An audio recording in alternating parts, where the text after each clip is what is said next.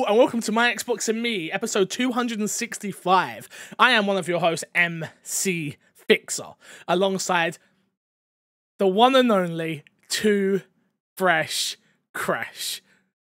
Kresh, there is. Hello. I didn't speak specifically because there is so much going on with you today that it is the best. I have got so much to say, and I was trying not to give it away when we're talking. Okay, let's start number one. Yeah. Why are you doing shots before we start podcasts? It's not. It's a shot of energy. It's an energy drink. You were pulling faces like it was whiskey or vodka straight. It's grape. It's grapefruit flavored. We can't prove that. I'm sorry. It's right. It's right here. It's The audio listeners don't care. I'm going to be honest with you. Okay. They don't care. As far as they're concerned, it was a shot. It was a shot. It was a shot. That's number one. So Kresh is doing shots before the show. Number two. Yeah. Why are you in here looking like Tiger Woods' younger brother? Like with that hat? What the hell is going on out here? What's wrong? Why do you feel threatened when I wear a hat? I don't like it because I am the hat guy. I'm the hat guy. There's another thing you've brought up now. You've done this on purpose. You brought this cloudy water onto my show again. What is this nonsense? It's a cup of water, bro. I don't trust it. I think, I'm going to be honest with you, my Xbox and Me audience. We might have a problem. Kresh is taking shots before the show and he has cloudy water. There could be something in it. I'm just saying. Yeah, you're right. And not bad. So those were two things, Kresh. Okay. I've got one more thing to go at you with. Okay. What the fuck are those in the background? I was packing. So we're at that stage in the move. Yeah, so it should be at some time the end of next month. I'm scared. Is what we're looking at. I'm up for the new people who don't know. Kresh is moving hard. He's in the process. They're building it from scratch. He's literally built it brick by brick. It's literally Kresh. Kresh is literally building his house brick by brick with his family to build the best family home. That's what he told me. Is that not true? Have you been lying to me? Yeah, brick by brick, wood by wood, nail by nail. Yep, true story. Facts. Okay, good to know. Good to know. Yeah. How are you, Kresh? You good? I'm doing good. I meant Tiger. Tiger, how you doing? I prefer Mr. Woods. Mr. Woods, I'm sorry. I'm doing good, you know. Yeah. Had a busy morning. Oh mate, I had to cancel my stream this morning. I was so busy. Like honestly, I woke up, was like, I'm gonna stream, and then I looked at my inbox for emails, and I was like, there is no way I am getting through all these emails of important things, which you'll know about relatively soonish. That I was just like, nah. There's nothing I can do about all of these emails and to get a 4-hour stream in. And we're planning on streaming tonight. If you're listening to this, no matter when you're listening to this, you've missed the stream, unfortunately. But yeah, we're planning on playing some Baldur's Gate 3, not on Xbox, but we're doing that over on twitch.tv/mcfixer and twitch.tv/Kreshnik No, it's just Kreshnik. Just Kreshnik. And obviously Despawn Games is joining us as well. So that should be some fun. You can go follow all of our accounts at the names we just mentioned. But yeah, it's been one of those weeks already. It's only Tuesday. We record on Tuesdays. But it's been one of those weeks already where I was just like, no energy. I'm like waiting. I hate this part of the job. When you're waiting for other things. Things that are out of your control. But they're so big that they take up such a big place in your brain. It's all you think about. That there's nothing. But you can't even talk about it. Can't talk. I can't. There's not even like.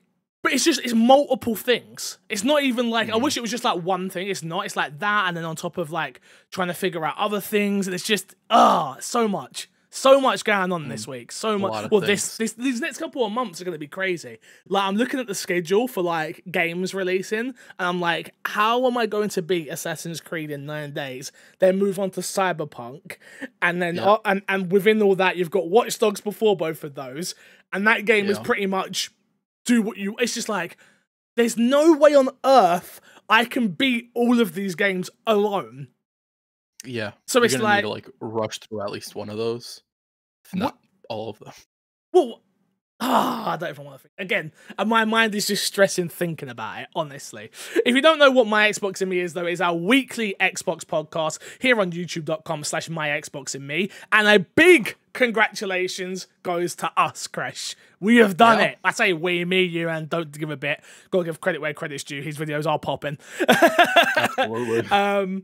We did it. We've hit 1,000 subscribers on the channel. I am very, very, very, very thankful to every single person who is listening to this via YouTube. Obviously, the audio listeners as well, thank you. But specifically, YouTube, we're creating a really interesting audience in the comments. There was a comment last week, and I was ready to jump in there. You saw it, right? I was going to as well. Okay, I was going cool. to Yeah. I was like, I'm gonna let it. Like, I didn't need to. Let Fix handle that the way he wanted to. Okay, so it was interesting. So there was a comment just like saying I said something that I the person didn't quite understand what it is I was trying to say. Let's just say it like that. And he was he wasn't disrespectful. He didn't say anything wrong. In what he said, he didn't say anything wrong. Apart from just disregarding, not even trying to find my name. That's the part I took the worst. Aggressive way, yeah. As someone who is misunderstood a lot of the time, I now no longer take tone into these messages because I am always coming across aggressive, and I put aggressive in quotes there for the listeners because that's just the way I talk. Even I'll tell you, this is more of a relationship podcast at this point. Haley even said to me the other day. So Haley was out Saturday night, right? Haley's my fiance for those who don't know, and she was like, she texts me saying, is it okay if I go to my friend's house after the plan they already planned something to go afterwards? And I just text back, yeah, fine. Thought nothing of it. You know me, Kresh. That's you know me as well as she knows me. Yeah. But it was like literally we messaged just as much, probably all three of us at that point. Like me to used to, not you two together. That'd be weird. All right, just be careful there. Be careful there. And literally, she come home. She had a lovely time, blah, blah, blah. Next day, we're talking. She's like, if you're okay with me doing something, can you not just put fine? Because it comes across aggressive. And I'm like, this is what you should have just phoned me. I hate talking via text. I hate it. I hate it. I hate it. I hate it. Because in my head, I've just said, yeah, fine, go have fun, go do you. But I didn't say that. I said, fine.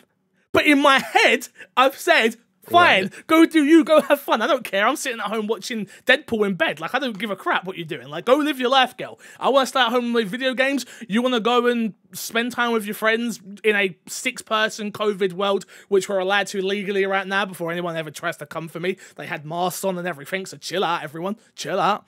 She's very respectful, very safe, so don't worry about that part of it. They stayed 6 feet apart as well. Well, it's only 1 meter in England, so you're aware. You only have to say 1 meter apart in England. Okay. Social distancing is 1 meter, which is just stupid. But yeah. But I was just like, bro, this keeps happening. So back to the comment. So I didn't take it with any malice. I just assumed it was someone who was misunderstood in what I was saying. Because they clearly was misunderstood. But the thing that got me was there was somebody who went to my rescue. They didn't go to my rescue like, yo, but they went back and forth in a respectful way. And I have got a point to this story, so don't worry, everyone. But it was just a case of his name's MC Fixer. And I was just like, finally got a good community, Kresh. Of people that... That simple message made my day. Simple. It was just like, treat this guy with respect. If you're going to critique someone, at least learn their name. Yeah. Not the black guy. So I wrote out 4 different comments. So the first one was, I'm not black, I'm mixed race. Just because I was going to give him the gotcha moment, you know, like, joke's on you, fool. The second one was like, maybe you should learn my name before you try and critique me. And then the other 2 were a little bit more like, I think you may have missed it. More sensible comments. And I went, you know what? I'm not engaging with the comments. Because I don't like it when people I don't look at my comments. Or I don't engage with my comments. Like, bullcrap, I'm in there. We're both in there. We read everything. We see everything. But for this one, I just wanted to see how it would play out. I wanted to see what would happen.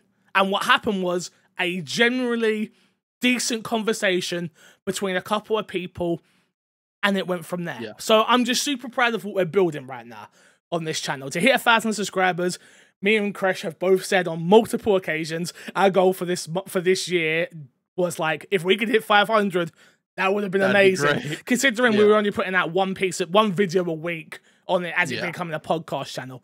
But seeing what we've built with not only myself, you, Kresh, and Don't Give a Bit, along with obviously Nano and Zyger on the website team. If you don't know, we have obviously myxboxandme.com, where the nanobiologist and Zyger both do written articles. So if you're into written stuff, go and check that out. But yeah, it was just one of those moments where it's like, it feels like we have momentum. Yeah. It's nice to put a video up and see there are people watching. And they're talking and conversing and they're interacting with it. And it's getting likes and all this other stuff. Because before it was like 10 likes, 15 likes or whatever. And it was like a consistent amount of likes. At least two of those were me, by the way. Just so you're aware. Yeah. That's my channel and the My Xbox and Me channel itself. All right. No, I agree. Yeah. So it's a very organic growth that just feels like it's dope to see, to be honest. Yeah. It's really cool. Yeah, so thank you all, everyone that's subscribed. If you haven't subscribed yet, maybe you're a podcast listener and you haven't subscribed, we would love it if you went over to My Xbox and Me, youtube.com/MyXboxandMe, and hit the subscribe button. I've got the SSRV sorted there. Not the SSRV, but the URL sorted. So that URL now works because we have enough subscribers to make it work now. So we're all good. We're all good. Next step, monetization. So if you're someone who just works in the office, if you mute the actual tab, not the video, and just put on the My Xbox and Me playlist, you will help us get monetized in a matter of seconds. So if everybody did that, if everybody who listened to this show did it, it'd be done in a day. But obviously not everyone's going to do it. But yeah, we've got Canada and Despawn on the case, and Virtual Tricks. They helped me get my channel monetized. They're on it. Don't worry. We'll be there in a matter of time. We hope. Kresh, there's plenty of news to cover, to be honest with you. Yeah. I don't think I did the rigmarole. You can get the show early over on patreon.com/mcfix. So don't forget, you can find us on all podcast services, obviously Google, Amazon, Spotify, YouTube. If there's a podcast service, an actual podcast service, we're there. You can find us. And don't forget to rate us on iTunes. We're currently sitting at 66 reviews, if I'm not mistaken, in the UK, and 35 still in the US. So thank you. Topic of the show this week, Kresh, is there's been some previews that have come out for the Xbox Series X. There is the Yakuza, Like a Dragon preview, and there is the Dirt 5 preview. Have you had a chance to look at any of these at all? I saw the Yakuza one. I read a bit of the Yakuza one. I did not see the Dirt 5 one. Cool. I don't really want to read that. I've got a couple of links here for us, like obviously to just touch base with, but the consensus that I'm seeing online, again, I haven't got any of this stuff, so I can't talk about it myself, but the consensus that I'm seeing online is both of these games very much feel like launch games. That is what they feel like. They don't really show off the power of the Series X, which obviously is a shame in a big way. Obviously, when you're buying into a new console life cycle, you want something that is going to show off your amazing hardware. So obviously, fingers crossed for things like Assassin's Creed and Cyberpunk and Watch Dogs, and maybe even the next gen version of Avengers, like stuff like that. But from your launch titles. So these are the games. These are a couple of the games that are currently in the preview cycle, I guess. I don't know the ins and outs of anything, so I'm guessing they might have come with the console or something like that. I don't know. How are you feeling? How are you feeling? So you said you've read the or seen the Like a Dragon one, the Yakuza one. How are you feeling with that? I feel like it's what I expected it to be, because like for the most part, if it's not a first party game, I don't expect it to like try to do anything special. Because for them, it's just another game, right? True. It's not them trying to sell the Xbox. Yeah. Which is where a first party game would come in. Like if Halo were to come out, I think we'd see something impressive from Halo. Wow. Maybe we wouldn't have. That's what I'm saying. Yeah. But that got delayed, obviously. Yeah. So I think whenever we get that is when we get the first real look at what the Xbox can do in particular. And until then, it will be stuff that feels like launch titles, even though they're not technically launch titles because they were really being developed for last gen, and it just so happens that they're playable on this gen as well, right? Yeah. So you'll see faster load times and stuff like that, but nothing really super impressive, I think. We're definitely gonna get to that. Yeah, the thing that I'm really shocked on, and I'm so happy, dude, that I'm able to come on this podcast, and I can't wait to get myself back on IGN at some point and be able to go on there and go, they finally showed a reason for us to own these consoles. And the thing that is been in everybody's mouths as lately is Quick Resume. Quick Resume is a game changer right now. Because we don't know enough about the competition out there, whether that be in PC and PS5. Xbox currently have something that both of those systems can't do.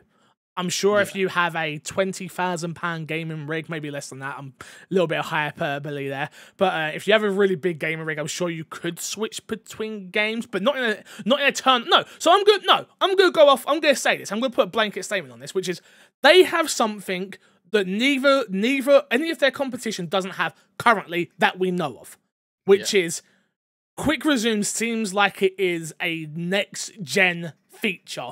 Finally, something to go, this is if you care about this thing, this is the reason you're buying this. Yeah. And for me, that's super interesting. Oh, I agree. Quick Resume is such a cool thing. It is so... When I first heard about Quick Resume, my mind went to like, oh, it's improved to what we currently have. Where if you close the game or whatever and you launch it back up, you launch wherever you were. And I was like, that's cool. That's whatever. But then I'm starting to hear like, oh no, if you unplug your Xbox and then you plug it back in, the Quick Resume starts up. Yep. And you can Quick Resume between 5 different games or whatever it is. And it's like, that's all like really, really cool and really impressive, especially when you start seeing videos of people doing it on the fly and they're going through multiple games and going back to other games. And it's just seamless. And it really is something that I think is amazing. And I agree. It does feel next gen, right?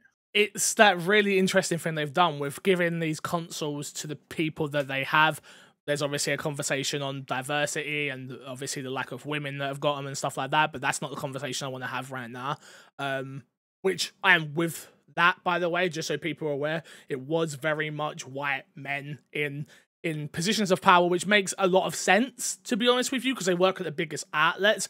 But I feel like Xbox could have done a better job. But that's another conversation I think we should have at some time. And I've got a guest in mind that I'd love to have on for it, just to have that open dialogue. But for this point specifically, it's very interesting. I saw Greg Miller. Obviously, I'm a big kind of funny fan, as you know. Well, I was watching Gamescast, and the fact that he got it approved from Xbox that he could show it on the show, where it was just him playing Avengers and showing how quickly Avengers loaded, unoptimized, and then switching between that on Quick Resume to Fortnite and back, and seeing him then load into his mission and swap back out, and then swap back in, it's still there. And yeah, don't get me wrong, he was playing single player, which is obviously where these games are going to foul in a way when it becomes multiplayer games.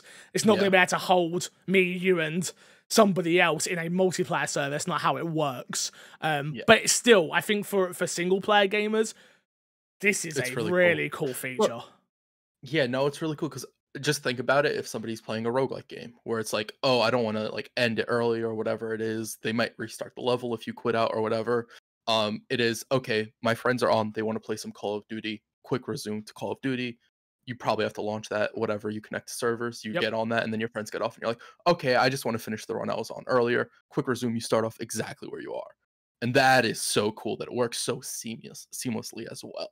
Right? Yeah, it's again, it's that thing where I'm like, I wish I was on Unlocked like a week later, like 2 weeks later, you know, just to go, oh, there's now. I'm not saying it's the only feature, and there's definitely other features, but for the one that actually impressed me so far from all these previews that are coming out, they have one, which is Quick Resume, which is dope.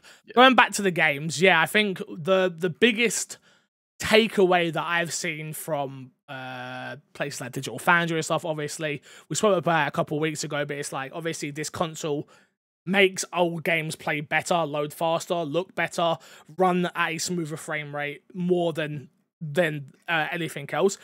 But yeah, I'm super concerned in a way of like Dirt 5 is a racing game, and we all know that racing games are meant to, I'm not saying this is anything bad about the console, I'm talking more about the quality of Dirt 5 as a game. It just doesn't look next gen.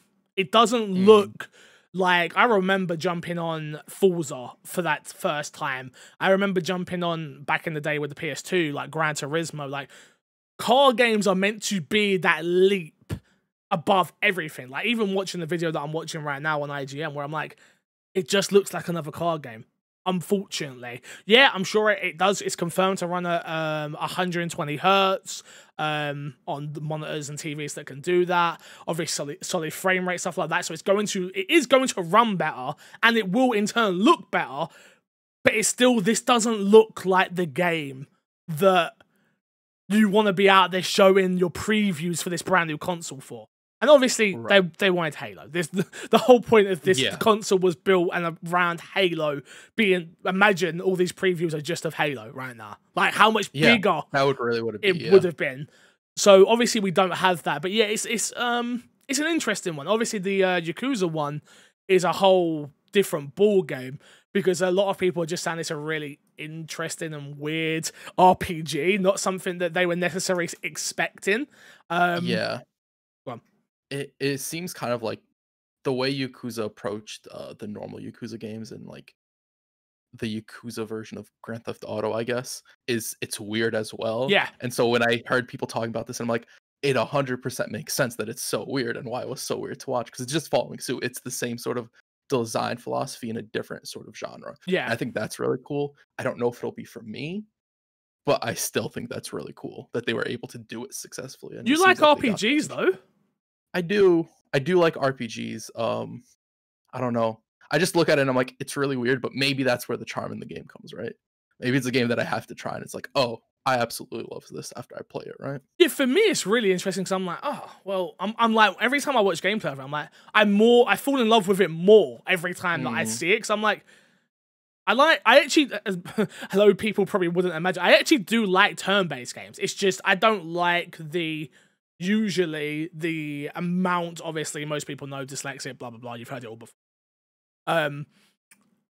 I don't like the amount of reading, but that was my big thing when I played Yakuza 0 when it comes to Game Pass, where I was like, this world, the gameplay, all of that, the RPG of it, oh my god, this is so fun. I really like it. But when the whole story, and I was trying to get into that game for its stories, right?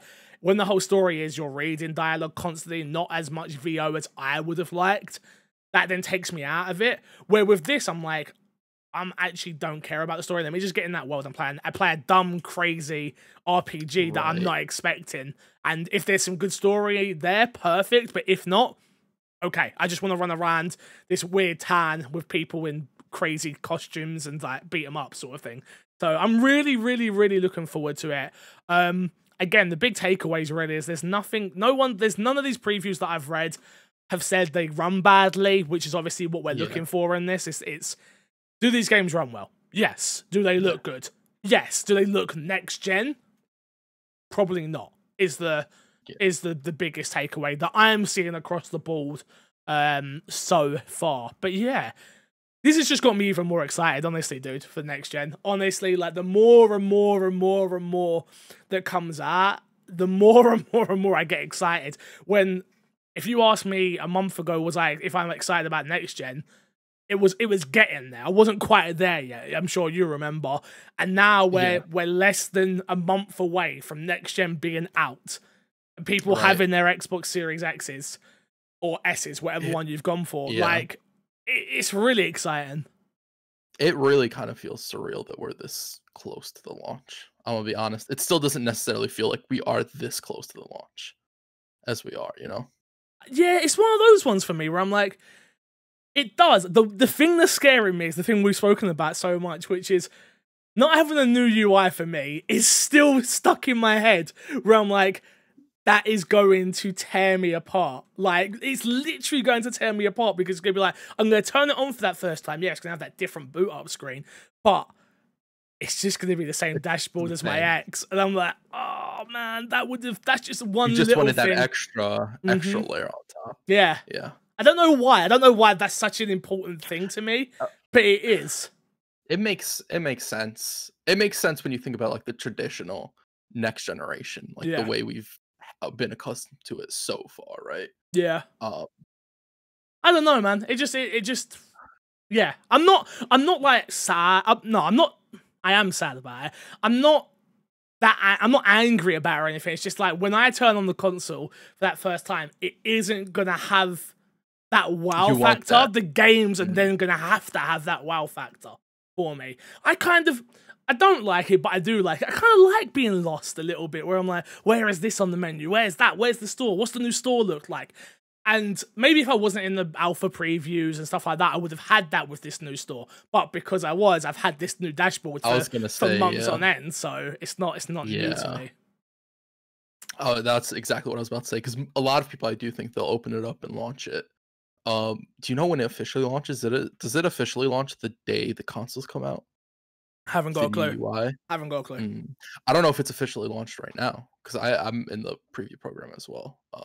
I thought it came out. I thought it already came out for everyone. I thought so. That's very, very possible. I feel like maybe what they should have done is held off on releasing the new update until the day the consoles came out. So even the people who got the new consoles felt like at least there was something new with it. Yeah, again, if that's one tiny thing we're picking at, I think that's fine. At the end of the day. Absolutely, right? Yeah. I do think it's a non-problem, right? Where it's not really an issue. It's just something that would have felt better. Yeah, no, 100%. 100%.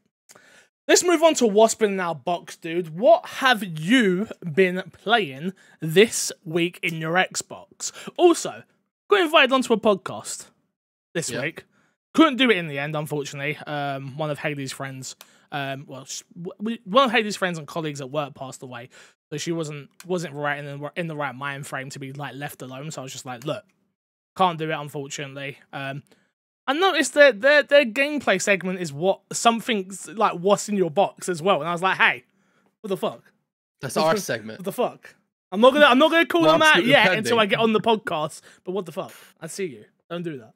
Don't do that. Those are still my segments. That's fine. My podcast started 250 weeks ago, 264 weeks ago. Yours is not that old. I can guarantee it. Those are still my segments. What have you been playing though, dude?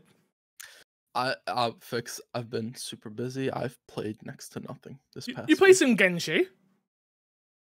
I know it's not on. It's not. I know it's not. I know it. I know it's not on Xbox. But just look. Yeah, that's like the only thing I've played. It's a weird one, bro. Like with these games that are coming out, I feel like we're not gonna go into like super detail, but like the more my Xbox and me goes on, we've got listeners who play on PC or on Switch or on, like, don't get me wrong, we're an Xbox-centric podcast. But if we're playing, we did it with Final Fantasy. If we're playing something we're excited about, we should be able to express that, I feel like.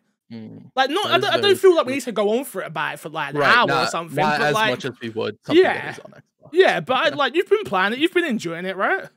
Yeah, I've been very much so liking it. Yeah, I'm pretty much at the end of where like the content is for right now in the game. Okay. Now it's just sort of like grinding a little bit. The next update's sometime in November. Oh, yeah. So basically for me at this point, it's like get on, do my dailies, move on. That's enough. I've played enough of the game. I really, really like the game. Cool. If you guys have an Android device, you can play it on that. Nerds. I played Baldur's Gate for a couple of hours, but we're restarting that, which I'm very excited about. It's not on Xbox yet, but I guarantee that game comes to Xbox. Guarantee it. And if you're a D&D nerd or someone who enjoys these deep mechanicked RPGs, you are going to love that game. I didn't play Divinity Original Sin. I didn't play Baldur's Gate 1 or 2 either, but as soon as I started playing this game, I fell in love with it. So I'm so happy we're doing a series. So if you're interested in that, it's going to be on my personal YouTube channel, youtube.com/mcfixer, where I put up gameplay and Q&As and stuff. So go subscribe to that if you're not there yet. But yeah, so myself, Kresh, and D-Spawn are working on a series for that. So should be really, really fun. I'm really looking forward to that game. It seems like a lot more D&D than Divinity Original Sin ones. Oh, you're about to experience it has like baby. dice rolls and stuff like that. And I was like reading some of the abilities, and I was like, I don't know. I've never played D&D, so I don't know what 2d6 means. And I'm like, I can't wait to explain it. I can't wait to explain it. You're about to see. Okay. Cool. Yeah. And then I played more FIFA 21. It's getting beaten up in its reviews right now, Kresh. I'm sure you may have seen. EA definitely getting. Go on. I've not seen anything for that game. All I've seen is you play it. That's the only interaction I have with that game. EA are very much getting called out for making it a copy and paste job. Very much so. Is it like barely different? less different than it usually is, or is it like the same thing? Because it's usually not really that different. No, okay, no.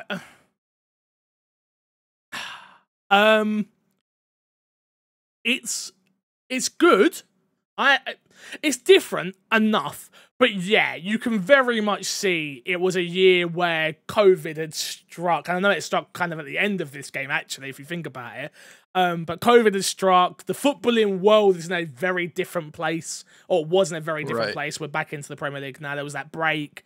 Some of the animations are awful because they couldn't, like the character models and stuff, they couldn't scan people in. Like usually I think what they do is when a new player gets transferred, and Premier League's obviously the richest league in the world, they go and scan in like some of these coaches and some of the players and stuff like that, where I assumed they couldn't do that with this.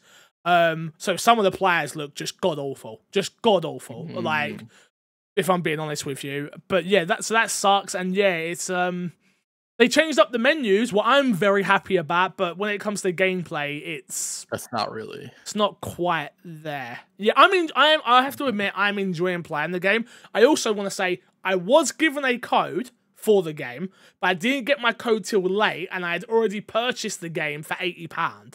So again, so technically, thank you, EA, for giving me a code, and it will be used for content because me and Haley are going to do like a whole series and stuff. But I paid for the game, so you don't need to. Yeah, again, that information is there just for people out there. So I like to be as transparent as possible. That, and then what else? What else have I been playing? We played Among Us on Sunday. Yeah, that game's coming to console, right? They've said that's coming to console. Yeah, that's coming to console. They just need to figure out the communication thing with it. I want a My Xbox and Me team Among Us game when that comes out. I would love that. I was thinking about that. I really enjoyed myself when we played on Sunday. It was some of the most fun I've had streaming in years. And it was just thrown together last minute. We played for 2 hours. And it was, I hate you, as you know now. Yeah. Like, I hate your guts. You're very good at the game, which scares the crap out of me. Because I thought I knew you, and I definitely don't. But yeah, it was dope. It was very shout out to Despawn, who was playing with us. I'm trying to think of the content creators.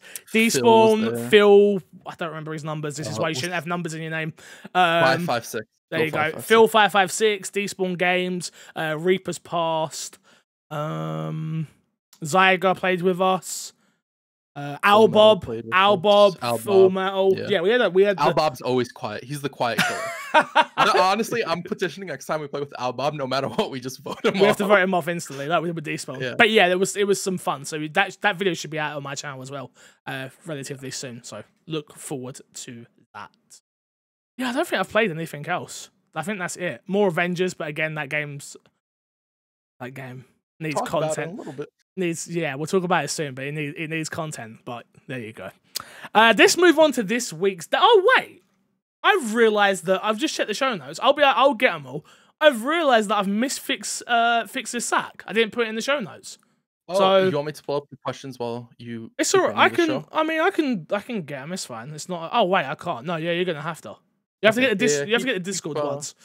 Yeah, no. So played a bit of Avengers, and again, I'm really disappointed in Avengers. It had the potential to be such a great game. It really did. I didn't care that it was games of service. I didn't care that it was content light. But when you have a game that there is no reason to grind in it, it just becomes so boring. So boring.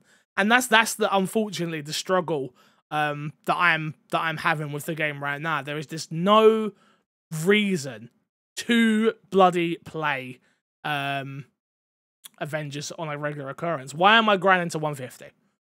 Why am I doing it? It's just no point. I think that's the big problem with that game, ultimately, is that there is no purpose. And there becomes a point where you add that purpose too late. And I'm afraid that's where they're going to be. I don't understand why you don't start, literally, message to any developer who's making a games of service game like this. Start with the end game. Yeah, I actually made a tweet about this recently, where it's basically like, if you are making a game where you make the player grind, have a raid ready or have end game content ready, because nobody wants to wait around for that. Nobody wants to wait more than a month for that, and even the month isn't worth waiting, right? Yeah, no, 100%. Especially with this, where it's like the content that you do isn't different, where you could like say like, oh well, there's different activities you can do. This game has different activities, but all the activities are you doing the same thing, same thing, and over again, which is the problem. Same right? thing over and over and over. It's really, really upsetting, but it sucks. Yeah. Let's jump into Fix the Sack real quick, and I can read the ones out there here. So this one comes from Fiona, who says, are there any games that you'd like to see come to Xbox, or you think would work on Xbox, or does it not matter anymore which platform/console things are on? I mean, again, this is like one of those things where it matters. Of course it matters, because not everyone can afford everything. Not everyone's in the same position as myself, who does it for a job. Not everyone can justify buying everything or playing everything, and that's why Game Pass is so amazing, in my opinion. I think the obvious one that comes to my head is Persona. Again, it's a game series that I've always wanted to get into, and obviously seeing Persona 4 come to Steam just adds that fire in my belly that it could happen one day and come to Game Pass, which again would be absolutely amazing. Yeah, like that's the one game that sticks out in my head that I'm like, because we don't know if there's a deal made there or not. We just don't know if there's a deal or not. So it's like, if there's no deal there, then we need that game on Xbox. We need it. Yeah, I agree. I think the big one for me is just in general, like more games that target a more like anime audience, people who really like that sort of style. Because like a new Guilty Gear game is coming out, which Guilty Gear is a fighting franchise, PlayStation and PC. That's not coming to Xbox, and it's like, that should be on Xbox. I don't know if Microsoft tried, and again, it's another situation where it's like, I don't know if Sony has a deal for those, or I don't know if they're like, yeah, this isn't going to move units on Xbox, so it's not worth putting the effort to port it over. Yeah. That's the one that sticks in my head, though. I'm just like, it's got to be a cross analysis from them where like it's just not going to sell. But with Persona, I feel like it would.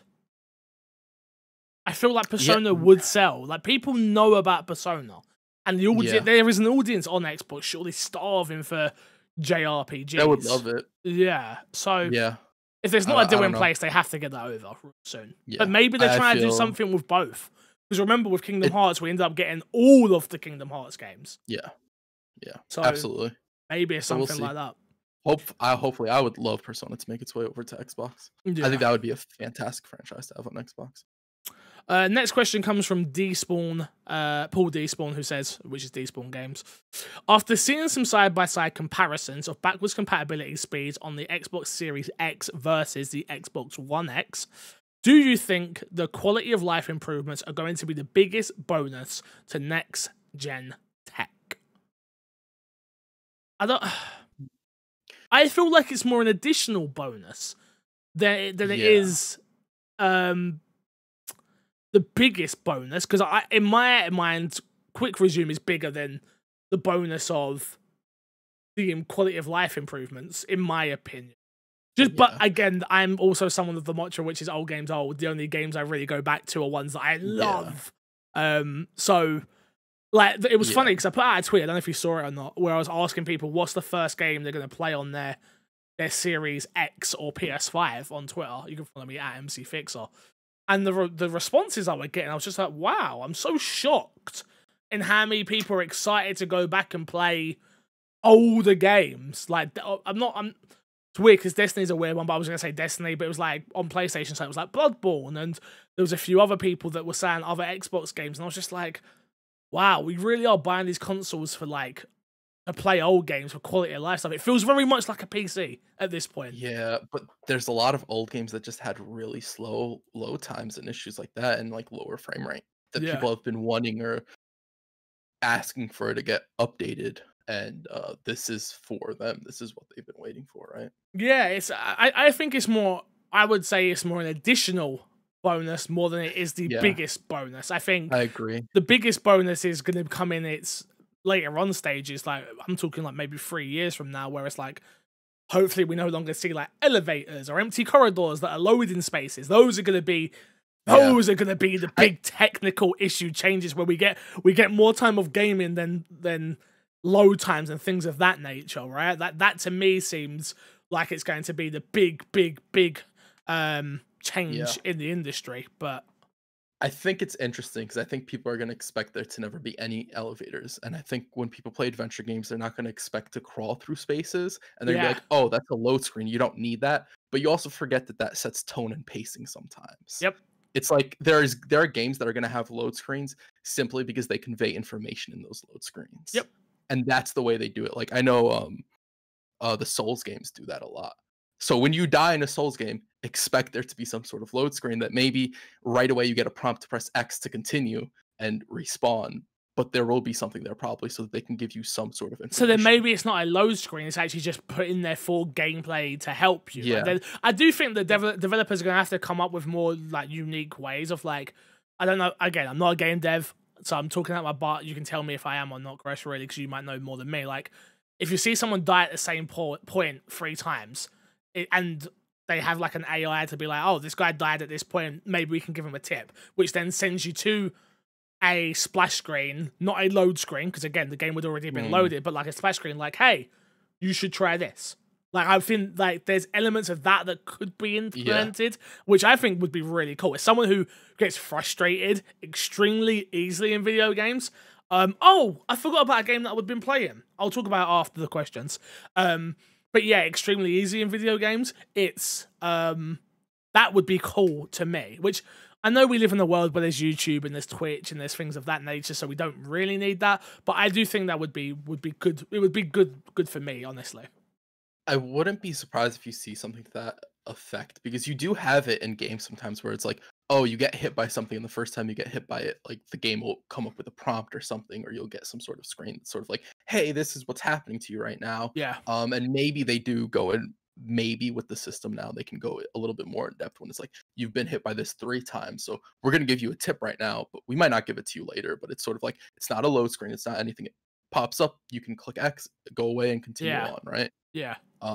So yeah, it'll be really interesting to see what developers do and what they change now with the load speed to give players information. Because there's probably some creative ways developers can do it, and it's like, maybe games still have elevators, and those elevators, because sometimes in games you have the elevator and there's good conversations that happen in the elevator, but the ride lasts too long. So maybe it's now like you get in the elevator and you have that conversation and then you get out. And once you get through all the dialogue and there's no new conversation, you get in the elevator and you get out right away. I would love that. I think that'd be really cool. Yeah, so there isn't that awkward silence, which like wouldn't actually happen in a real world. Like, you wouldn't. Yeah. If you're standing in an elevator with your friends, you're not standing there silently. Maybe you're all standing there looking at your phone, but you're not standing there silently usually. Yeah. Like, it's just no. And it's one of the things that makes like it kind of ruins the immersion in the world after a while when you get in the elevator for the 10th time and nobody's talking. Yeah. Because it's fine when you have to keep going in the elevator and the elevator takes a while to load, but at least you get new bits of dialogue. That's fine. So I'm really interested to see what developers do in that regard. Next question comes from Norza and says, with this generation coming to a close in just over a month, I think it's a good idea to do a look back and what a generation it was. What's been your favorite game / moment of this generation? What was the saddest / worst moment of this generation? What is one thing you hope changes in the new generation? So let's start from the top, Kresh. What is your favorite gaming moment or moment of this generation? Ooh. This one's a little tough. And I think I'm going to go with one that's definitely up there. And I don't know if it's the best, and I don't know if it's the highest. But Gears of War 5 for me. Like, that whole game and that whole experience and the story they take us on. Even though I had issues with the second act of that game, I really, really loved overall the journey they took us with that game. And as somebody who loves Gears of War, it's one of my favorite franchises. To see it done that way and look as good as that did, and that game looked really, really good. It looks even better now. yeah, I imagine. I can't wait to see what they do with the next one. Yeah. It was amazing for me. I really, really liked it. Yeah, I know yours. yeah, mine's obvious, obviously. It's a super obvious one, but like to see Resident Evil 2 be remade in the way it was remade, and in my opinion, probably is the best survival horror game ever made. Resident Evil 2 remake. Again, doesn't mean it's my favorite game of all time still. But yeah, I do think Resident Evil 2, it moved the needle in such a big way, in my opinion. It brought people back to the Resident Evil franchise and gave it the respect it deserved, which then unfortunately it lost some respect again when 3 came out. But that's Capcom and that's Resident Evil, unfortunately. It's just the way it is. I don't think I'm ever going to forget that moment. You got to remember, yeah, I've been in the Resident Evil franchise since I was a baby, like a kid, a really small kid, which obviously kids should not play that game, but I watched my granddad play that game. I've run around my granddad's front room pretending to be Leon and shooting my uncles. Yes, I said uncles because I have uncles that are younger than me, because the people who go, can't be your uncles, you meant your cousins. No, my uncles who were 2 years younger than me, 3 years younger than me, and 5 years younger than me. My granddad has 14 kids, just so you're aware. To give full, like, I remember us all running around my granddad's house, and my granddad has this big council house where he's got like, it's like 3 stories, it's old, and like there's hallways everywhere, so it's like the perfect Resident Evil house in our head, especially as a kid. Like now you're looking, it's like, this is a dump, but in our head it was just like reenacting those moments. So to have all that happen, to then get this game, and you got to remember, I lived through like when Resident Evil 2 was remade in Unity and seeing what it could have been. Like, you know, like when you see that, like when fans remake things, it's like, I saw that and was like, we're never going to get that. And then we get it. And you're like, oh my God, they did it. And made it better than the original. I was going to say, I think the really big thing with Resident Evil 2 is not that it just takes you down memory lane, is that it is an improvement of the original, where even me, I could tell you that I would play Resident Evil 2 now and I wouldn't enjoy it just because of the tank controls. That maybe if I had played it back OG then, Resident Evil 2, you mean, right? Yeah. Oh, yeah, the OG. Yeah. I would have been like absolutely fine with it. But playing Resident Evil 2 remake, even as somebody who's not a Resident Evil 5 is amazing. No, it's not. I'm gonna kill you. Even as somebody who's not a huge Resident Evil 2 Resident Evil fan, I absolutely adored Resident Evil 2 remake. It was a really, really good game. It was really well built. So I could 100%. Yeah, another one for me is one that, again, you Xbox fans haven't got to experience yet, but it's Final Fantasy Remake, which you will get to experience it very soon. And if you haven't played it, you're going to experience one of, I think it might be in my top 5 games of all time now. And it wasn't just the game that did that for me, and that's why it goes in my favorite moments more than game, if I'm being honest, where it was like, I played through the first act of that, like the first part of that game on my own, and it just didn't click. Didn't click.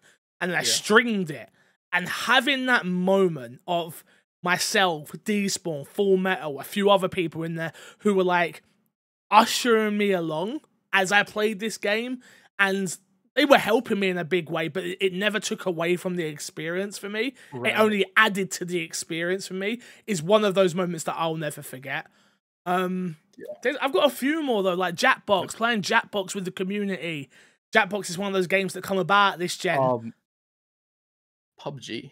Oh, PUBG. Like, as much as me and you were like talk a whole bunch of ish on PUBG now, but like PUBG at one point was such an amazing experience. When we were first playing, it was so groundbreaking, and it was groundbreaking. My heart was pumping. Every time we got into a top 10 situation, my heart is pumping. I remember my first win. I remember that moment where your heart is something that Call of Duty's never done to me. Ever. It's never... I played a shed ton of COD Warzone, but I never got those moments like you did with PUBG. In PUBG, you felt like you could die at any minute. Any minute. The thing about PUBG is that it was unfair in a certain regard, where it's like the car would just kill you from anywhere, and so if you popped your head up and you're just like crouching, you'll just get hit from somewhere and you're out. You're done. You're gone. It's over. There ain't no respawns. There ain't no team bringing back. one of the things that makes Call of Duty as good as it is, the respawn, the gulag, Yeah. and all that stuff, sort of takes away a certain aspect of that excitement than PUBG had way back when. The problem is once you know it's there, you need it in PUBG. Like I know for a fact they've got a new thing coming out for PUBG, a new map, and I was just like, I couldn't play that game now. That game was so slow and hiding behind a tree for an hour, like that's just not fun. But in that moment when that was the only, I remember convincing you to get PUBG because like I've played these type of games, this H1Z1, blah blah blah. I was like, dude, I promise you this is the game. And you were like, all right, let's give it a go. And those moments were just amazing. And I think a really big part of that is that game, with how slow it was, just gave you, it was a catalyst to just like hang out with your friends and do whatever, right? It's sort of like what Fall Guys is for some people. It's what Fortnite is. It's what Fortnite is right now. Even Fortnite, yeah. No, absolutely. And even to go back to like the mechanics, like stuff like that gets added to new games. Like shout out to Apex for adding the respawn system. It's like if that never had it, then like who knows if we ever would have gotten to the gulag. And it's why competition breeds success for everyone, right? Yep.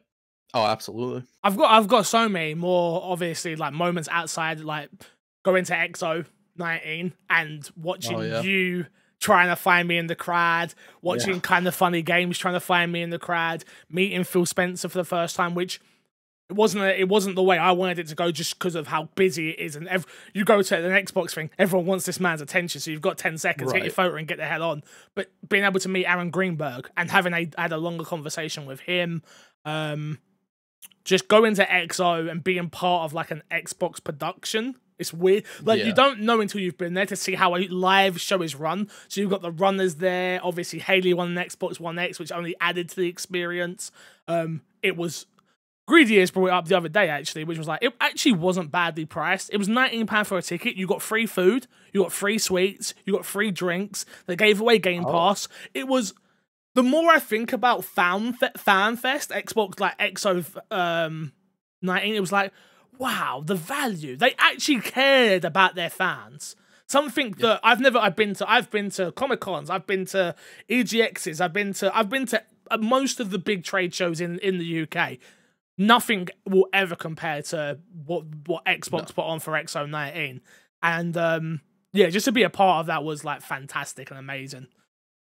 So those are some moments that really stick out. And then those were great.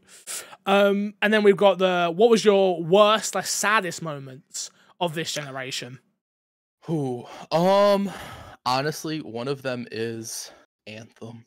Oh. It's just that, like, it is a mix of like, that game was so fun to play, and the saddest moment comes from when there's like nothing. There's no reason to do it. Granted, I think it had more than Avengers. I think the Strongholds gave it something that Avengers doesn't. I just dropped my phone on my keyboard. Oh. Sorry, trying to have a moment there. Anthem, just like, that game was so fun, and just it ended up not having enough in it, where it is such a disappointment. And I love my time that I had with the game, but sort of the end result of that game can't help but like sour the look back at that game, where it's like, I wish it was something more. I wish they had more at the end. I wish a million wishes just like wouldn't be enough to like word how much I wanted that game to be better than what it was. I've never actually I feel like that was the first game. Yeah, the first game that I ever felt betrayed by a company from the minute. Like, and I don't mean EA, I actually mean BioWare, where it was like, this game is going to live on, this game is going to breathe, we're going to get new story elements, here's the roadmap, here's this, here's that, we're going to do this right. And again, we played it on PC for 10 hours, we played it on Xbox for over 100 hours. Haley bought into the game. You bought into the game. We had a crew of people playing Anthem. The first game of service game that we actually had a crew of people. We had too many people. We were running 10 people. Two squads of people in a Discord together, just grinding it out. And then slowly but surely, there's just nothing. And the story isn't good. And you then get told there's going to be a roadmap, and there's no roadmap, and then we're taking it back in for 2.0, and we're just sitting here waiting. It's just everything. Then we're doing this show, and it's like, this person's been taken off the project, and this person's been taken off the project, and this person's been taken off the project, and you're just waiting. Yeah. You're just waiting.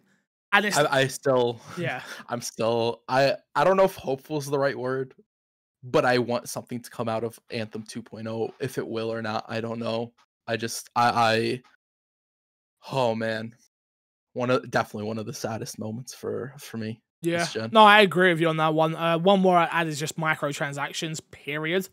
I feel like this generation was the generation of let's rip off the customers. Let's find every single way to nickel and dime everyone. And I'm not someone who's against microtransactions. I usually side on the side of like, I don't mean this rudely, but you dummy are a dumb person who paid for it. Like, that's usually where my brain goes. But as I've got older through this generation, and as I've met with more people, spoke to more people, and played more games, and you just see it in games, it doesn't even need to be in. And yeah, as someone who I love gambling, as people know. I don't gamble much because I'm broke, but I love gambling. I love the sense of, I love it. Like I said, it's fun to me. I can see why people were against NBA having a casino slot machine thing. I can see why people are pay to win now on FIFA. I can see, like, there's so much out there. I can see why people are annoyed about the level gating on Assassin's Creed. Like, after you have these conversations, you start to understand it a bit more. And then I start thinking about it, and I'm like, this is just stuff that just ripped off your hardcore player base. Like, this is what you chose to do. Like, damn. I think it becomes an issue when it's like, it really doesn't need to be there. It has no function. Like, I'm fine with like cosmetic microtransactions because that's like, okay, this is what the core game is, and like you want to design extra outfits, whatever, and you want to charge people for it. Cool. You know, the price of games have stayed the same. They're increasing next gen. We don't know if they're increasing for Xbox. I haven't got a clue. Yeah, so we know for Sony, for Sony, a lot of games, for third parties, I've gone to 70. They're going up. Yeah, so it's like, but for the most part, it was like, okay, you want to charge extra for cosmetics, cool. I'm not against that. You know, if I like a game enough and if I put 100 hours into the game, I'm fine with like throwing another 10, 15 bucks into the game's ecosystem because I played it for that long, right? The problem comes when it's like the game starts selling you stuff that you need in the game, and the game is a $60 game, right? And it's just sort of like, it's not you paying for new content, it's you paying to get through the content that you're currently going through. That's where the issue comes for me. And we've seen that a lot. I know Star Wars, neither of us are really into Star Wars, but Star Wars was horrible for that. By Star Wars, I'm talking about Battlefront 2 is the big one. Yeah, not Jedi. That or Squadrons Yeah, those games are fine. And it's hopefully something that next gen we don't see as much. I think we'll still see it with sports games. I think other games will have it. I hope it's something that we see toned down. I don't mind cosmetics. I think most people don't mind cosmetics, even if they complain like, oh, a skin in Fortnite costing $20 is too much. People will still buy it. I think that's absolutely fine. I think you can overcharge if you want for them, and if somebody wants to buy them, cool. The market speaks on that. That's the market speaks on that stuff. I'm not okay with them overcharging because I think it's very predatory and very especially aimed at kids, especially in like those type of games. So for me, I'm not okay with it. But I'm also someone that is someone of charge what you want. Like, I'll make that decision for myself is what I'm trying to say. So I agree. I think games that are marketed on kids are a little bit like more questionable. And I'm glad that Fortnite got rid of like the loot box element, which they did have at one point and all that stuff. I think games that are marketed at kids and have all these like loot boxes and all these like, hey, pay $10 and we'll give you 10 levels or whatever it is, or some sort of pay to win aspect. I think those are really the ones that are really, really egregious as well. I totally agree with you, to be honest with you. One more sad moment in my head is Gears 5's multiplayer. Like, as someone who's a big Gears fan, like a huge Gears fan, it's my of Halo and Gears is where I go. The fact that the multiplayer just didn't get us. I don't know what they need to do to change it. I don't know. I don't think it's ever going to get where I want it to be because the skill level, even where we're considered good at Gears, Like, because the skill level is so high, and people just don't want to play it because they don't like exploding every 2 seconds. And I understand that. Yeah. It's like you have to learn it, and some people don't. When you have something like, I was gonna say Fortnite, but Fortnite got to a point where you need skill level as well. Yeah. No, you can play. No, I disagree with you. You can still play Fortnite today because you will get put in bots. You will. They have things in case, and they had those playlists with bots, but it's just. It's not the same. Yeah, it's just either too easy or it's like it's too difficult. There is no middle ground where it's sort of like scaling up. You got to think. My favorite multiplayer moments in Xbox history through the 360 is Gears 1, 2, and 3. Yeah. So to get Gears 4 and 5 on the Xbox One, and we played more 4 than we did 5. Yeah. But it's still neither reached the highs of 2 and 3 for me.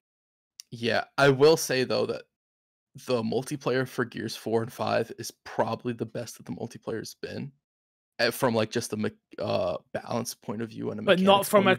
I don't think it is from a. And again, I haven't played this game since launch, so let me make that very clear. So the changes they've made and stuff like that, I'm sure, but when you've got the most people excited for your game, I stream it, and then my audience is like, this is too much for even us. I'm like, oh man, you can't get the casuals. I don't think Gears of War works as a spectator. No, I agree. I agree. Like, Twitch, and especially when like you do stream and you do make content, that becomes something hard to like sort of rationalize putting time into this game. Yep. So yeah. Last one from Norza, which is, what's one thing you hope changes in next gen? Microtransactions is the one that pops straight to my head. It's just like, absolutely. Let's just get. I want to go back to the days where I understand what you're saying, where a game needs to continue making money, cosmetics and stuff like that. But I'll tell you what, I miss unlocking characters in things. I miss unlocking costumes in things, which credit to Marvel Avengers in one regards, because I feel like that game does do a good job of letting you unlock costumes and stuff. They may not be the ones you want, but there is that sense of like unlocking something. But yeah, I miss that, man. I miss that in games. I miss secrets, and with the internet, I know we don't get that anymore. We don't get secrets because everything gets spoiled so quickly nowadays, which sucks. But I miss coming up to a game and just. I miss cheat codes as well. I said that the other day. I wish there was a way to have achievements and cheat codes still be a thing. Like, I need the best of both worlds. But yeah, I don't really have me. I'm not that type of person where like I think about it too deep. I like to just experience it. I like to let it happen and then react to it, then think about it down the line. Mouse and keyboard support on Xbox. That would be dope, in my opinion. I wish that was a thing. I would absolutely love mouse and keyboard support on Xbox. Yeah. Because like as far as it's concerned, I'm probably gonna play most of my third-party games on the Xbox. Yeah. But there's games like Cyberpunk where I'm gonna be playing it on my Xbox, but if it had mouse and keyboard support, I'd play it with mouse and keyboard. I was literally having this conversation in my head the other day where I was like, where do I want it, on Xbox or PC? Because I know I'll play it better with a mouse and keyboard, but I want it on Xbox. And it was like, if they just added mouse and keyboard support, that'd be dope. And it works absolutely universally. That'd be dope. I would really, really love them to do that. I don't know about new changes with the next generation. Like, I want more bigger game companies to make more unique games. 1 versus 100. Bring it back. Bring back 1 versus 100. Make it 1 versus 1,000. Like, that'd be increase dope. Those numbers. Why not? And they pay you in Microsoft reward points. Now they got that whole system. Like, there's so many ways to do it, bro. It's annoying. They gotta do it. Yeah, I agree. Microsoft, I honestly, this podcast is going to change for my Xbox and me if you don't do this. To my 100 and me. 100 and me. Next question comes from Chalk is here, and we're already running super long. But what is the first game you're going to play after you bring the beautiful Xbox Series X or S home and unbox it? The first thing I'm doing is shooting an unboxing video. Is what I'll be doing, my friend.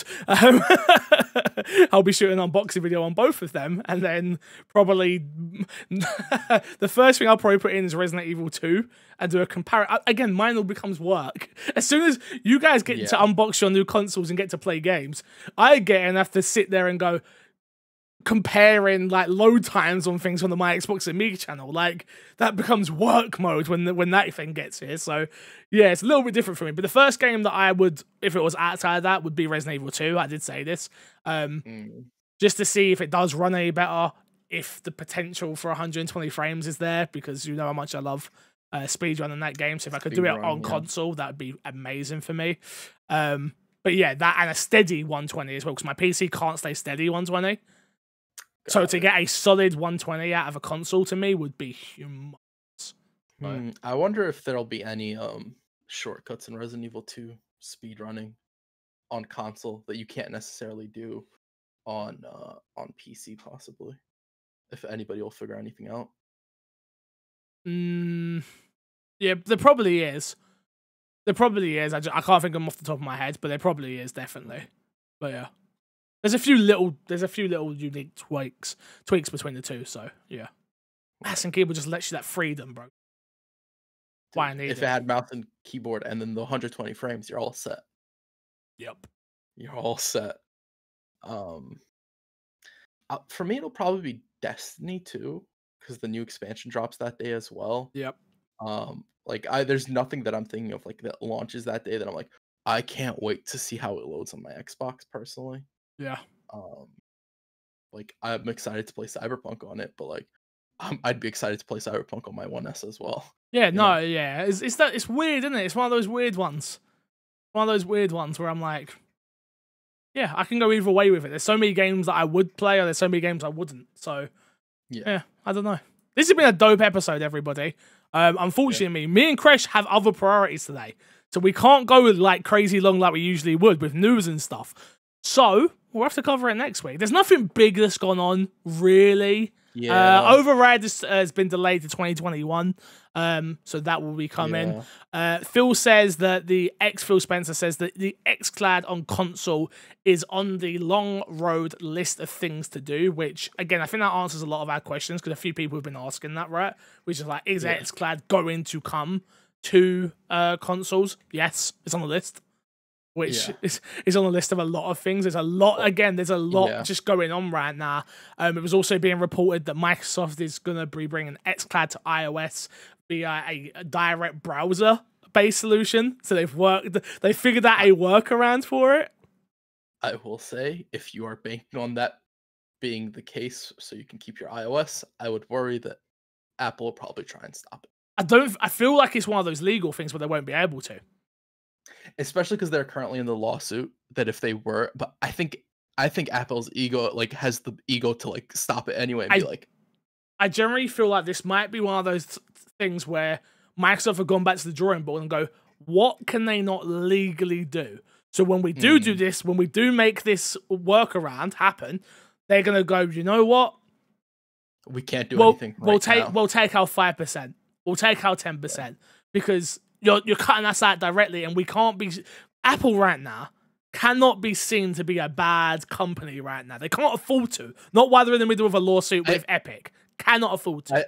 I don't even think it's appearance wise. I think it's the legality of it. Of if they do this, if they were to cut it out off the browser, then Epic goes well, there you go. They are literally running a monopoly here, and that is our proof, right? Yeah. Where I think that even if they don't do it right now, and who knows how long this lawsuit lasts, after the lawsuit's over, there is a possibility that they go yeah, no, you can't use it on browser again. Yeah, I don't think they definitely. Use it on the App Store. I could see that happening, but I think for a period of time you're gonna get it and it's gonna work. Yeah. And then the big news, I guess, this week, there's a couple. There's no real big news, but the big one would probably be that Microsoft is now in an agreement with GameStop. Sorry, which is obviously humongous. They've entered into a multi-million-pound partnership. It also saw GameStop's stock rise out of nowhere, which is something crazy like that, which is amazing for them. On that. What on game? That, cool. We'll answer it next week then, or next week. Well, yeah, because again we've got to go this week. But yeah, obviously that's big. That's big not only for GameStop, but it's also big for Microsoft. Again, Microsoft know what they're doing. They know that they now, if they now own a part of it, the way that they'll be able to market better in those stores, probably get more front store coverage, all those little things. I guarantee you, there's a part of that in this. Yeah, I think people are also like viewing this very much so as an Xbox centric move. No, this is big for Microsoft Xbox for sure. Like Microsoft, but this is a Microsoft. This is like, oh, we're gonna have our laptops there. We're gonna have our tech, because you have to remember Microsoft deals with a lot of tech, and this is a really good way to like get it in the eyes of people. And they just shut all their stores. Like you got to remember, all the Microsoft stores closed except for New York, London. And there's one more, which I think was all the new ones that were just built. I think there was one in Australia. It might be, I think that's right. Something like that. So this is just a case of like, how much we got to pay for this? All right, not too much. We can probably negotiate some moving the shelves a bit closer. Yeah. We can have Game Pass on the sides. We can the All Access program can be front and center. Like this just seems like, and I guarantee this is chump change to Microsoft. Chump change to them. So it seems that really it sees those shops not go under as well. So yeah, and it gives them a really big bargaining chip with this, right? It's because like GameStop is in the declining position where it's like Microsoft can go in and they're like, hey, we have your lifeline right here, but you're gonna have to work with us as opposed to us like really forming to whatever you want, right? Well, it's that you work for us. We don't work for you anymore. Like it's not a case of like you don't. In my head, that's sort of how it went. Where it's like, well, we'll make the cool on things. Again, we'll have to wait and see how this one really plays out. But it's interesting nonetheless, in my opinion. So interesting to see it happening. We got games with sorry, not games. We got Game Pass games that are coming. Age of Empires 3 Definitive Edition coming October 15th. Age of Empires Definitive. Oh, that's with the bio. Sorry, apologies for that. Is it Heave-Ho. I was going to say Heave-Ho. Yeah. Heave-Ho coming October 15th. Katana Zero coming via Idea Xbox October 15th. Tales of Vesperia Definitive Edition coming October 15th. Scourgebringer October 21st is coming to Game Pass. You have Cricket 19 coming to Game Pass console October 22nd. You also have Superland.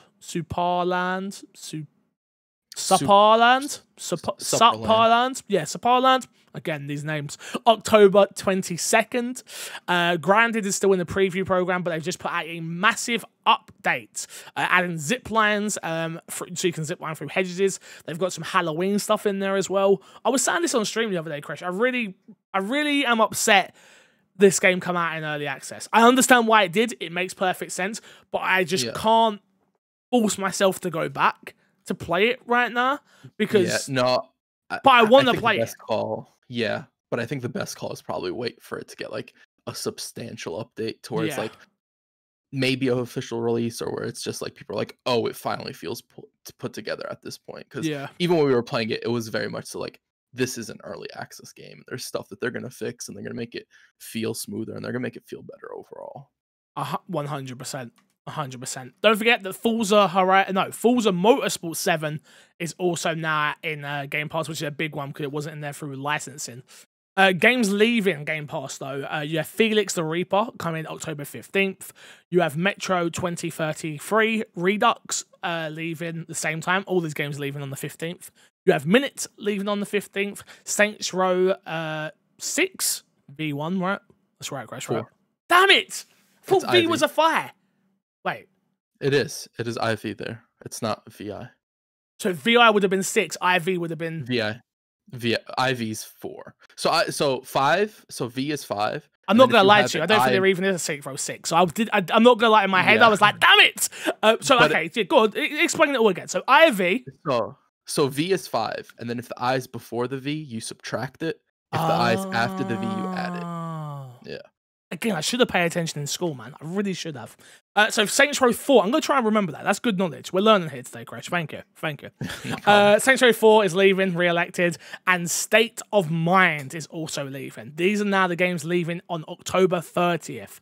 You have After Party is leaving on console. Lego Star Wars 3 leaving on console. Rise and Shine leaving on console. Tacoma leaving on console and PC. And the Lord of the Rings Adventure card game console and PC leaving. And the Red Strings Club leaving on PC. That's all of those on October 30th. Yeah. Games with gold this month, Kresh. Slay Away Camp Butcher, available October 1st to October 31st. Mad of Skya, available October 16th to November 15th. Sphinx and the Cursed Mummy, available October 1st to October 15th. Costume Quest, available October 16th to October 31st. Those are your games with gold for October. Some of you may be wondering, you didn't say the game you was playing. I've been playing Crash Bandicoot, but I'm going to talk about it next week, and we'll do a whole thing, so I'll be deeper in. I'll tell you right now, game's worth picking up. A lot of fun. Probably will be in my top 10. Ooh, okay. But we'll talk about it next time. Let's plug, and get ourselves out of here. Kresh, what are you got to plug this week, my dude? I'm lost. I was planning on plugging my Xbox Me this week, but we hit 1K subs, so I mean we can go to 2. We can go to 2K, Kresh. That's how it works. You know what? That's right. My goal is next week to hit 2K subs. Oh, Jesus. You guys can go and support the My Xbox Me YouTube page. Hit us with a like, follow, subscribe, all that stuff, all that great stuff. He's not wrong. He's not wrong. You can find me everywhere at MC Fixer. Again, I've got one Crash Bandicoot Let's Play up right now on youtube.com/MC Fixer, along with a brand new episode of Ask Fix, which I'd love for people to go check out. It's my Q&A session video where we talk all things about everything, honestly. This week's episode kind of centered around imposter syndrome. So if you ever wanted to know what it's like for a content creator to have amazing things happen to them but not understand why, check out this week's episode of Ask Fix. That, and then, yeah, I've got a bunch of FIFA content on there, we've got golf content on there, there's so much content coming now. We're trying to hit 5 days a week of content on that channel, and we'll do the same for my Xbox and Me channel one day. We're trying. But until then, thank you all for watching. I will love you, leave you, and see you all later. Goodbye.